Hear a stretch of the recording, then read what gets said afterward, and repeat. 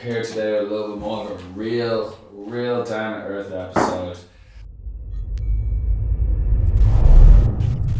This is Owls Radio. I was just thinking a lot lately and I was just contemplating, like I'm away right now, I'm in Kyrgyzstan, and it can be quite humbling, right? It can bring you down to earth a little bit and really make you think about what's important in life. And that made me think about like my happiness, right? And I consider myself pretty happy a lot. And I don't really think it's just about being happy. I think it's more about being connected to yourself. Basically, I just wrote down some things about I'm gonna probably label this video as like, how to be happy, but really it's about how to express your emotions, how to feel your emotions, how to really align with your mind, your body, your spirit, and then that way any decision that you make is clear, right? Is clear. And so it just takes a little bit of working to get there, and so I hope you find this useful for you in one way or the other. So the first thing is that you have to love yourself, right? It's often in this world where it's like put everybody before you, and I do think that there is meaning to that, but you first got to get yourself straight. It's like if everyone can stop focusing on everybody else and start focusing on themselves, saying, okay, what did I do? Where did I go wrong? Where do I need to make improvements? The world would be a better place. And so you really have to love yourself, and that also means staying true to what that is for you. And that's not anybody else's judgment. It's just you. And so loving yourself can sometimes mean setting boundaries, right? It can more often than not, like say no more. Not always saying yes. And I can only speak to this because that's literally how I've been for like a lot of my life, right? And I find that it is difficult to always say yes to everybody, because you end up being in a place where it's like you do everything to show everybody else how important you are or like how much you love them, and then you get to a point where you just feel resentful because it's like, oh, I've done all these things, but the point is that you did all these things from like a place of lack, wanting to be accepted, and so it's really just about you putting yourself first over everything. The next thing is to be kind to yourself. Again, we're our own worst critics, right? And I work on this a lot because it's very easy for me to say like, list off all the things that I haven't done, what I haven't completed. I think that some people would, look at the stuff that has been achieved so far with Owls and think how incredible it is, and like there's often times where, or a lot of the times, it's never good enough, right? It's never good enough. You get to an achievement and that's not good enough, and you need to be better. And so I do my best to try to not self-hate too much, right? And too much is like you catch it, try your best to change it into a positive. Me calling myself a fucking idiot for not doing something correctly versus observing what happened, seeing what the lesson was, building off how I can improve on it, and giving myself a little bit of leeway to be like, hey, you know what, you're working your ass off, you got a family, you got all these things, and sometimes mistakes happen, and that's okay. And I used to think that, beating yourself up, or even just like I've done a lot of martial arts and stuff, so it's like you push through, it doesn't matter whatever it is, you push through. And I think that mentality definitely works for me, and I just don't think it works for a lot of other people if you haven't been put under a lot of stress in your life and have not really been pushed. And so that really leads into the next comment here, which is you have to overcome fear, right? In order to love yourself, that also means stepping in the direction of fear, and that can be a little baby step, right? Just know that it's like, it's a little, as long as you're pushing forward, right? You always need to push forward, and that can be scary, right? And notice yourself, and even in times where like suddenly a lot of success is on the way, you can suddenly find all of these other reasons why you got to do this or you got to do that, or suddenly, you know, your consumption of marijuana is going up, or whatever it is, right? It's like suddenly you got all this other little shit to do, you got episodes to watch on the TV, and it's like this thing where responsibility suddenly is coming up to, you're going to be more and more responsible for people's lives, for whatever it is that you're doing.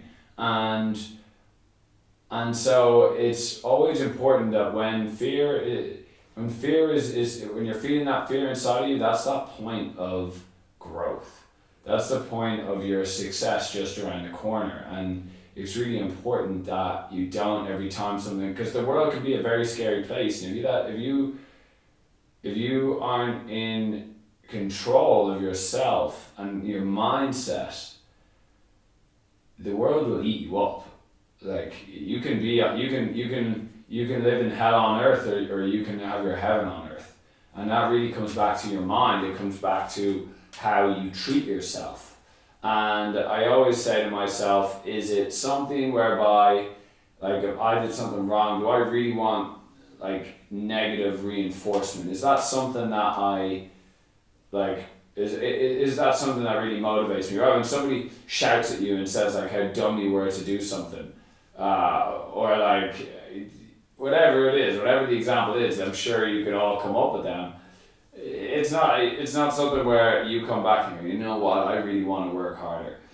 Or maybe it does, but it's a short-term thing, because then you revert back to being you, and you don't really have that much respect for someone who gets up in your face like that anyway. And if someone has to start cussing you out and swearing at you, I mean, it's like, they don't get the point. Yeah, I mean, another thing is forgiveness, right? I really believe in forgiveness, and the forgiveness is for you, right? Just remember that, right? Forgiveness is for you. It's not for the other person. Because when you are holding on to anger, jealousy, hate, whatever it is, you are going to create that energy in your body, right? And I'm sure we've all by this stage must have heard about the water experiment, where they look at water under a microscope, and long story short is that some of them, they say like, I hate you, or negative things, some of them say I love you, and they look at the structures of these molecules, crystals. Again, I'm really butchering this, but when they look at it underneath, you see this uniformity in the love, in the compassion, in the joy, and then you see all these like really distorted images for the hate, the fear, and all of this stuff. And so humans, you know, we're made out of like well over like 80% water. And so if you are holding on to like, I hope that guy gets it, or I remember that time he did X, or whatever it is, really that's something you hold in yourself, and you're only creating more stress, more inflammation, more pain. And so sometimes it can be really hard to let go, especially if someone's wronged you. But at the end of the day, it's like, we don't stop the suffering until somebody says enough, or somebody forgives, right? We're all very good at pointing the finger over here, and it's this person's fault, and look what they did. But in any situation, you can just look at, hey, what am I responsible for? What did I do? Where could I have been better? It's really something that can help you to bring peace to your life. And I genuinely believe that when we bottle things up, that like a magnetic energy, it's like you will naturally just attract instances which you have to release the pressure, right? And that can be someone in the car cutting you off, and suddenly you're like, you motherfucker. Right? It can be you're stubbing your toe, it can be a bunch of things, but the world is a reflection. The same on the inside is the same on the outside. The world is a suffering place because we are all suffering inside. And so it's really about breaking that pain, breaking the suffering, loving yourself, loving those around you, and doing your best to be able to live in a way where you don't really carry a lot of negative intentions, right? Whether that's to yourself, whether it's to others, but you don't harbor that energy, because why would you, right? Like if people had a choice, if they had the tools to ground your emotions, and again, if that's something that people want to know more about, I can walk you through that in another episode. But I want to see what people's feedback is on this. But that's sort of that's a very important part, right? That forgiveness is for yourself, and just listen to that. It's important. Out of nearly everything, I think that's one of the most important. The ability to wash over the pain that's being created really by yourself, right? And that's a tough thing to really come to terms with, that you're responsible for everything that happens in your life. And like, that is tough when you can't blame other people anymore. And there's a few books. There's the 4 Agreements is an excellent book. There's another one called Extreme Ownership, and those 2 books are really good at just helping you to stop being the victim,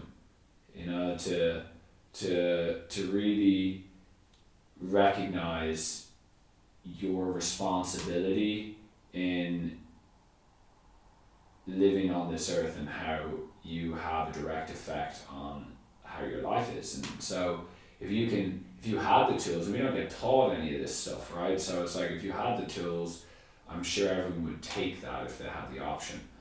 And that really comes back to my next point, which is unscrambling all of the childhood molding that you got growing up, right? It's like when we first come out, it's like we're just a sponge, right? We're listening, we're taking everything in, but we also take in some of other people's shit, right? We take in some trauma, we take in some pain, and we take in, what mommy and daddy thought was best for us. And for some people, they never go out of that, right? It's like, I just want to impress my parents. I work in jobs that I don't want to work in because that's what the family culture is.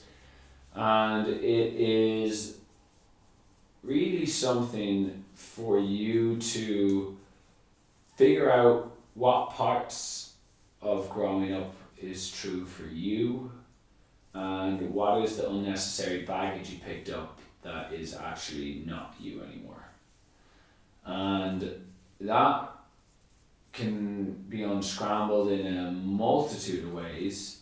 I mean, you can journal. I think that journaling is something that can really help you to see you in the mirror. You can see the patterns. I know during a lot of my growth, I was doing a lot of writing, and I was able to reflect, and even now I still write a lot, to reflect on my thoughts, to review my patterns, to see how I'm really feeling. And there's obviously a lot of other ways. I think if you're struggling with addiction, Ibogaine is a psychedelic medicine. You have to obviously leave the country, but that's something that can help a lot with addiction. Ayahuasca, again, these are plant medicines, right? It's not just cannabis. There's a variety of plant medicines that have been here for thousands of years, and they can really help with a lot of the problems that we have.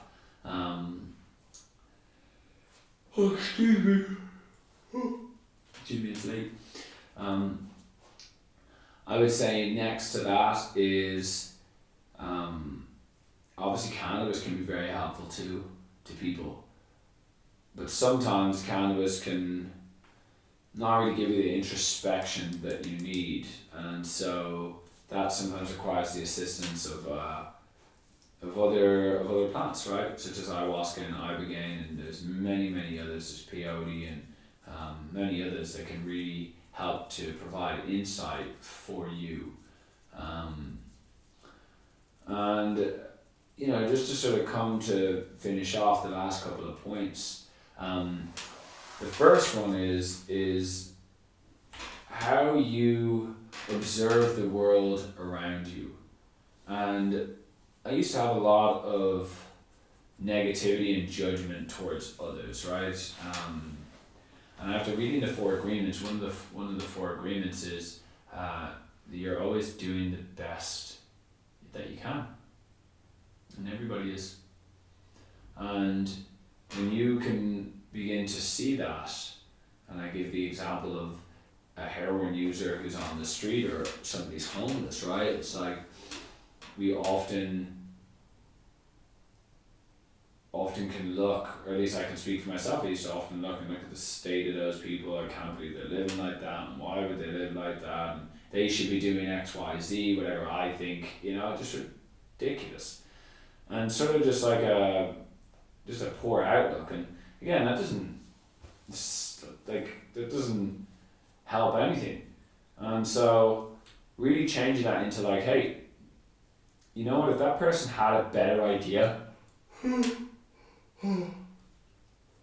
if that person had a better idea of how to live their lives, they'd probably take that choice. If they had enough support, they'd probably take that choice. A majority of people who are going through so much pain and suffering, it leads to addiction, it leads to wanting connection, right? A lot of people go to drugs for a connection, right? It's to be a part of something, or it's to hide. And more often than not, it's from child abuse, rape, just terrible atrocities that have trauma that's happened. And we've all gone through trauma, right? Just some of us end up in a different way to others. Some of us, it fuels us and it catapults us, and for others it just ruins their lives. But it all comes back to you and how you want to live your life. And